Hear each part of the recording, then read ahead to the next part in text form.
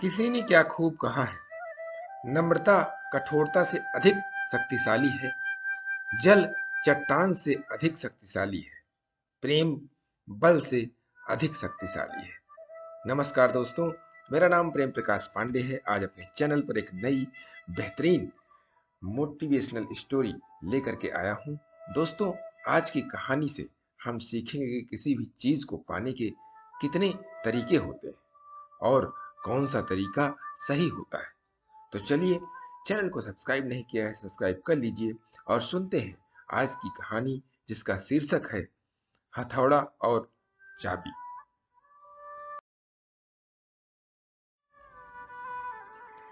शहर की तंग गलियों के बीच एक पुरानी ताले की दुकान थी। लोग वहां से ताला चाबी खरीदते और कभी-कभी चाबी खोने पर डुप्लीकेट चाबी बनवाने भी आते। ताले वाले की दुकान में एक भारी भरकम हथौड़ा भी था, जो कभी कभार ताले तोड़ने के काम आता था। हथौड़ा अक्सर सोचा करता कि आखिर इन छोटी छोटी चाबियों में कौन सी खूबी है जो इतने मजबूत तालों को भी चुटकियों में खोल देती है, जबकि मुझे इसके लिए कितने प्रहार करने पड़ते हैं।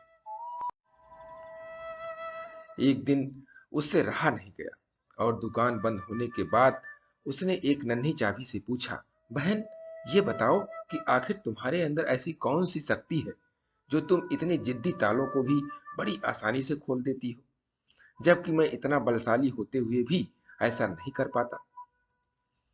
चाबी मुस्कुराई और बोली, दरअसल तुम तालों को खोलने के लिए बल का प्रयोग करते हो, उनके ऊपर प्रहार करते हो, और ऐसा करने से ताला खुलता नहीं, टूट जाता है।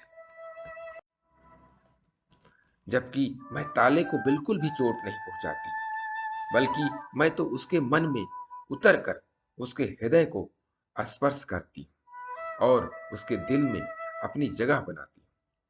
इसके बाद जैसे ही मैं उससे खुलने का निवेदन करती हूँ, वह फौरन खुल जाता है। दोस्तों, मनुष्य जीवन में भी ऐसा ही कुछ होता है।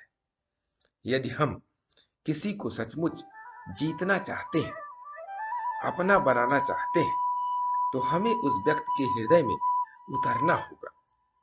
जोर जबरदस्ती या बलपूर्वक किसी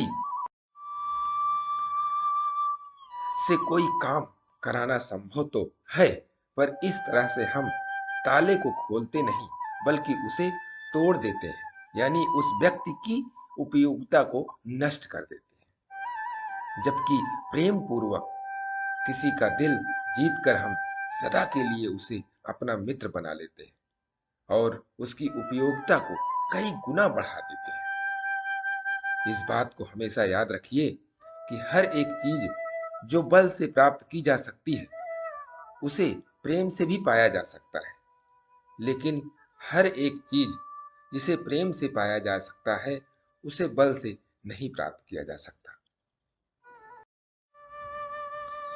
दोस्तों, इस कहानी से सीख मिलती है कि हमें भी किसी काम को प्रेम पूर्वक करने पर काम भी अच्छा होता है और उसकी गुणवत्ता भी बनी रहती है।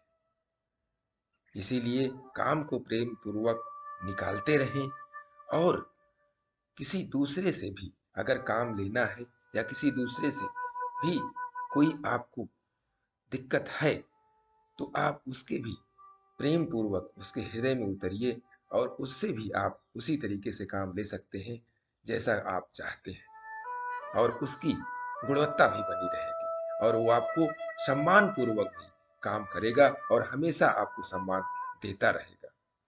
इसके लिए प्रतिदिन सुबह 5:30 बजे एक नई कहानी, एक नई उमंग से करें दिन की शुरुआत।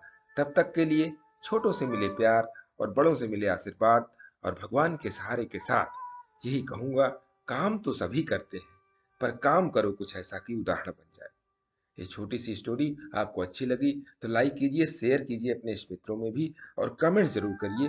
और इस चैनल को अभी तक सब्सक्राइब नहीं किया है, सब्सक्राइब कर लीजिए, और नई नई बेहतरीन मोटिवेशनल स्टोरी प्रत्येक सुबह आपको मिलती रहे, इसके लिए प्रेस बेल आइकन।